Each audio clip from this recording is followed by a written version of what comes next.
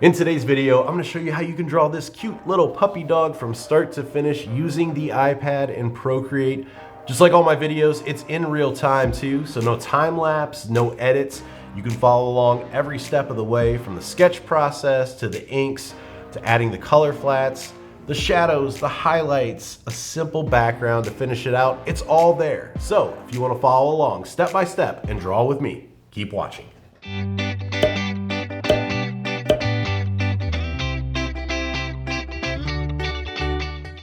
All right guys, let's go ahead and draw a cute little puppy today. Starting out, I'm using a 4000 by 4000 pixel 300 DPI canvas. It's an RGB canvas. For my brushes, I'm going to be using my cartooning pack for Procreate. Starting out with the sketch pencil for the sketch stage, moving over to the standard inker for the inking stage. And for my color palette, once again, I've got this pre-made, so if you want to download the exact same colors that I'm using in today's video to follow along, you can find that for free if you go to my website, BeeJayDeL.com, underneath the YouTube reference materials page, which I'll also link it down here in the description below. You'll find that along with a video at the top that kind of walks you through how to download and install a Procreate palette. So starting out, I'm going to use black to begin sketching. Once again, sketch pencil from that cartooning pack. And I'm just going to start out with some basic shapes here. So pretty big oval here for the head. Another oval down here for the body. I always recommend starting out with basic shapes like this so you can really kind of visualize and get out of your head what you're seeing and onto the canvas. So I'm going to start building up around this shape now. I'm just going to bring in kind of like a rounded corner rectangle here. And I'm going to go with kind of a 3/4 perspective on this too. So if you want to pull in a line down the center here, you can do that. I'll kind of start to build out the body a little bit more here. Same technique from the top here. The paws, bring in some ovals here. Have this one be bigger. This one, we'll have it kind of tucked in behind here. Bringing up the leg there into the body. And you'll see, once again, I'm in the sketch stage, so I'm keeping this really, really loose. I'm not trying to make everything perfect. Just want to start to visualize where everything's at. So get these haunches back here with a couple of ovals again. A couple ovals for the paws down here. Once again, coming back in and just kind of darkening up and fleshing that out a little bit more. Okay.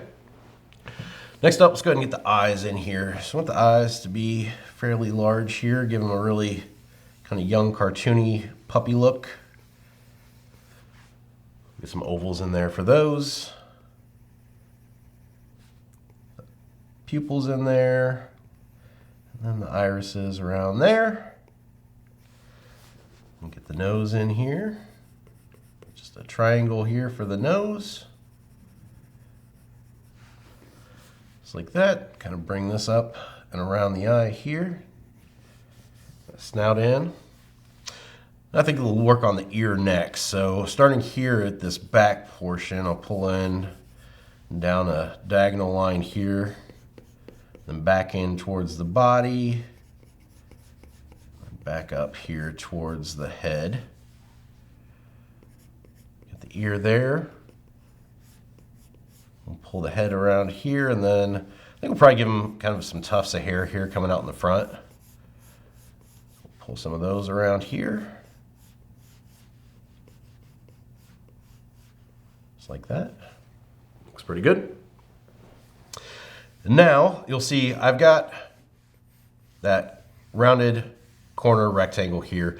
I'm not actually going to follow this around. This is, once again, just a kind of idea of where everything should fall. So I'm going to start to pull in the brow here back towards the eye. Kind of pull in a fold here, a bag there under the eye. And then as we bring down the snout here, this down and back up. Same thing here, down and back up. And you'll see, once again, I'm not using those exact lines. It's more of just that suggestion of where everything goes. So it's keeping everything kind of loose, and I can make changes as I need to as I go along here. Just like that. And we'll pull a tail here in the back. Finally, just throwing some eyebrows here at the top. And there we go. That's going to be our sketch. Like I said, pretty loose, pretty sketchy and just messy, and that's the way I like my sketch stage, because that leads us into the inking stage, which is next. So to begin the inks, what we're going to do is we're going to come up here to our layers menu. I'm going to make a new layer on top of the sketch, and then tapping the N for blend mode, I'm going to drop the sketch layer's opacity down to about 20%. That drop down then.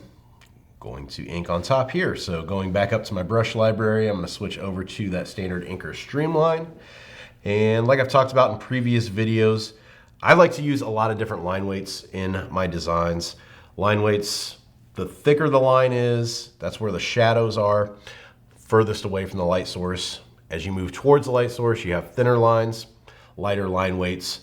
And on this design, I think we'll have the light source coming in from this top left. So over here, lighter line weights, thicker lines back here and down the side. So now that we've got that decided, we can go ahead and start. I think I'll just start here where the thinner ones are. Probably, once again, here, sketch being just a example of where things are, not the final. I'll start to add in some extra tufts of hair here as I come down into the ear. So once again, just adding extra lines that I don't necessarily have in there to begin with. And then thicker lines here as we go back in towards that back section. So again, thicker.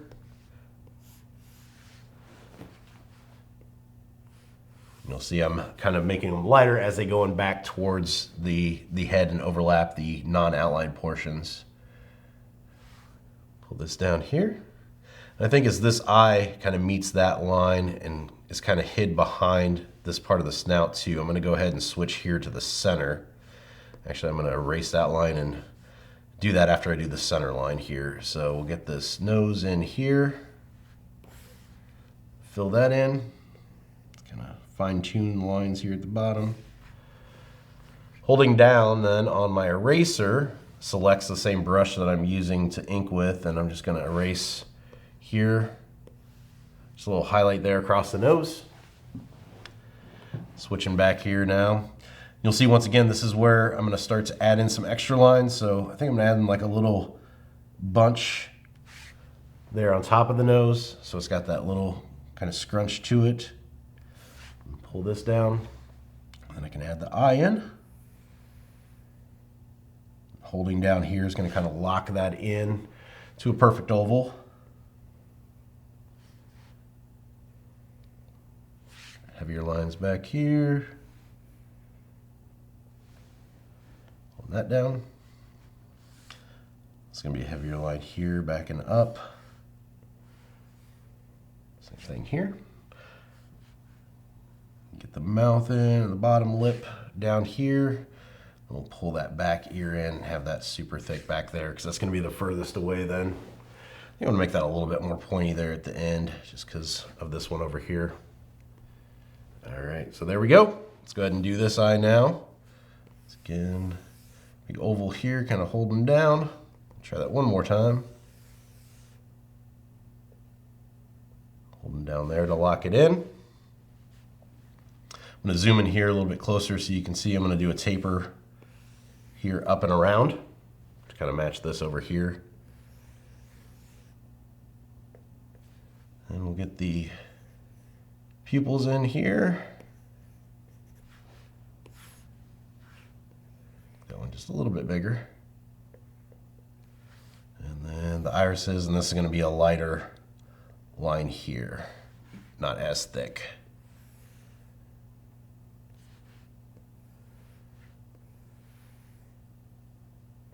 All right, there we go. Back to the eraser then. I'm going to erase some highlights here in the eyes where that light's reflecting there. And get those in there. Back to the brush again. So the eyebrows here, I always like to have the bottoms of these be thicker. Once again, that heavier line weight kind of shows that those have that weight to them, the shadows there at the bottom. So a thicker line at the bottom, lighter line there at the top that connects. Get those. I'm going to add in some dots here on the snout.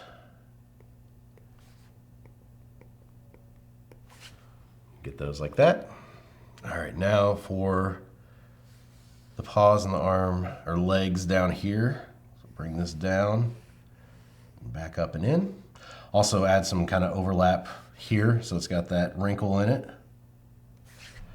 Once again, this is just adding in those extra details that we didn't put in and waste the time doing on the sketch phase. We can add this stuff in later when we go back to kind of fine tune the design. That's what I like doing during the inking stage. That's when everything kind of comes together. So I just urge you, don't take a ton of time on the sketch stage. Get the idea out, get the basic shapes of everything, and then use that as a guide for once you go back in. Get this pulled down and around here. It's again thicker down here and back up here in the back. I'll try that one more time so it comes down a little bit better out of that main line here.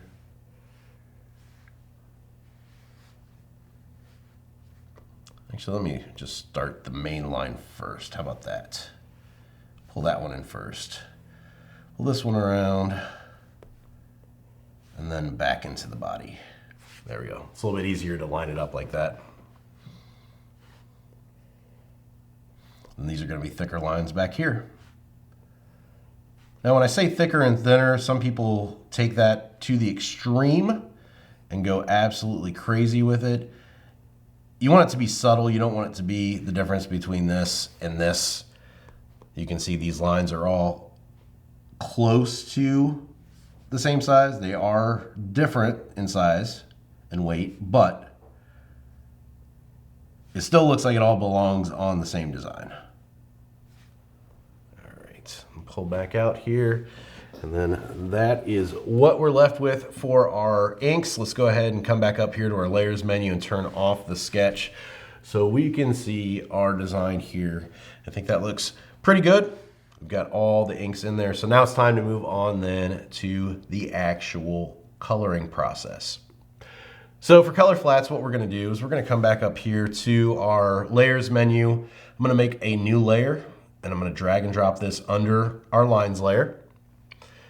Then with our lines layer, I'm gonna set this as reference. So this allows us to drag and drop colors here onto layer 3, keeping them on a separate layer so it doesn't mess up or interfere with our lines.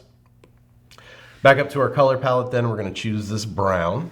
I'll drag and drop this, and as I do, you'll see continue filling with recolor appears there. If we hit that button there, a cursor comes up here. You see it fills in this eye because that's where the cursor is at right now. But if we move this, it now fills in wherever it's at. So now with that set, we can just tap on all of these other areas and everything will fill in nicely.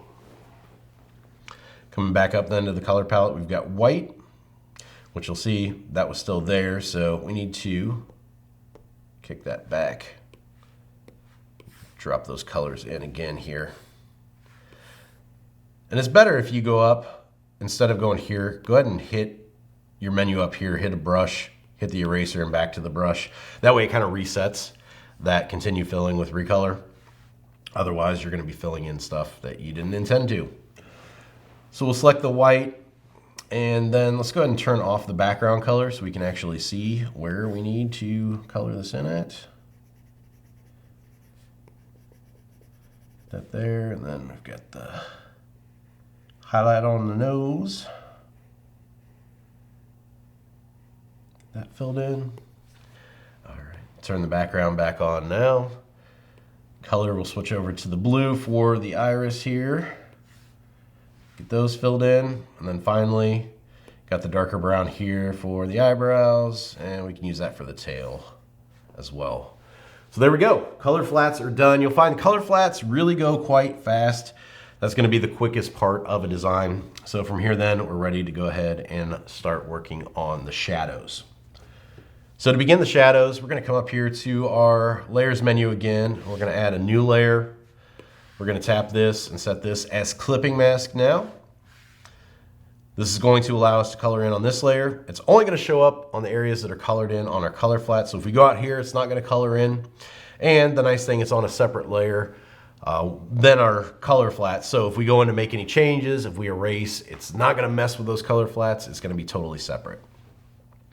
With that set then, we're going to go back up to our colors palette, and I've got this dark purple on the second row. That's going to be our shadow color. And like I said, we've got the light source coming in this way. So the shadows are going to be on this right-hand side. So I'll drag and drop this there. We'll go here and the bottom lip back here. And we'll stop at that paw there. All right.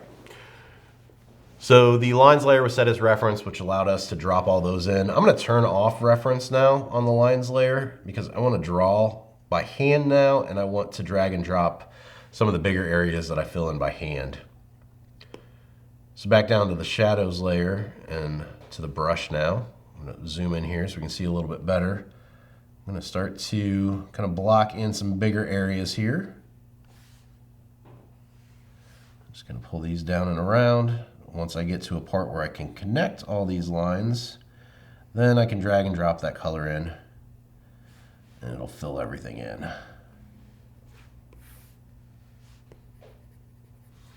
Now obviously, this purple, that's not the actual color we want to go with. This is just going to be the shadow, and purple on this is a little bit too dark. So if we go back up to our layers now, we can adjust this by dropping the opacity, kind of like we did with those sketch lines to begin with. So if we hit N for blend mode on our shadows, we can drop these down until we're happy with the level that they're at. So I say probably about 25% looks pretty good. With that selected now, I can start to just continue my shadows here. Just kind of building these up as I go along. You'll see I'm just kind of following the shape of the initial curve of those ink lines.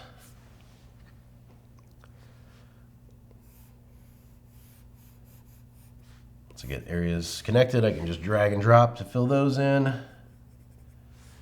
All right. Pull them back, you can see what we have here. Let's go ahead and get underneath this eye, plus of course we'll have kind of a shadow here from that ear coming in. Get these filled in. Probably bring this around the bottom here, and then back up.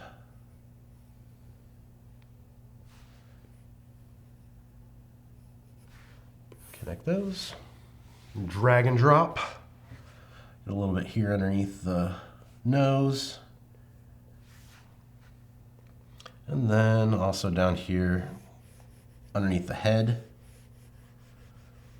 Shadow down in here. Just kind of bring this up and around the belly. All right. And then let's go ahead and do the bottom of the paws here. And same thing here, the back side and then the bottom.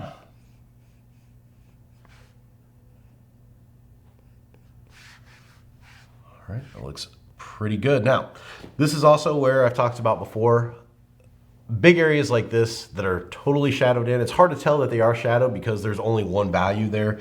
This isn't butted up against another color like these two are. So here I like to go back in with the eraser and just pull away a little bit here on some of the edges so that you can tell that, okay, that is a shadow because I see that there are other colors there. So it's just kind of this edge highlight that I pull back so that you can see that the shadows are there. Now that we've got that done, let's go ahead and add a little bit of shadows here to the inside of the eye.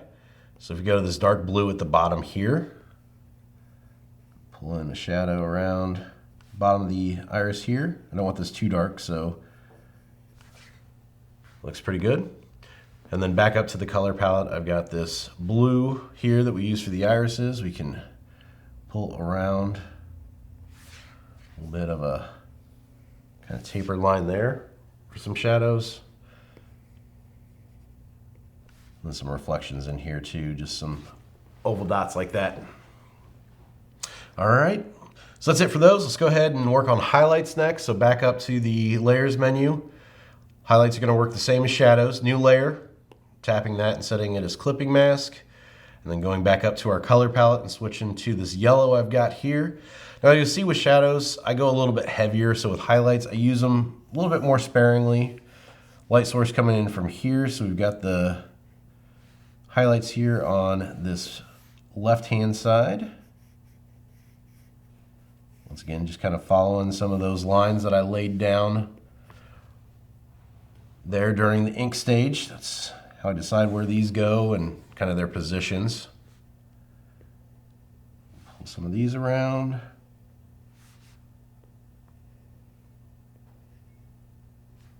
Zoom in here so you get a little bit better control over these lines.